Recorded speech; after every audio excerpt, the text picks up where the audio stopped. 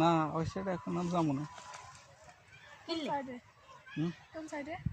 ও পুরান সুইচ গেটের ওইখানে ভাঙ্গি পড়ে গেছে সুইচ গেট, ওইখানে গেছত না আগে আরো যাইলে একবার যাবো, সমস্যা নেই, চলো।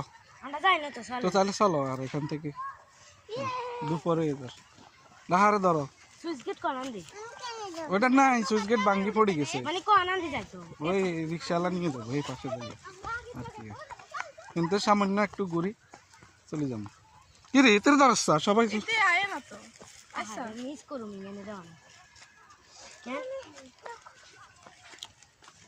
মোটামুটি ভালো লাগছে নাকি কথা কো?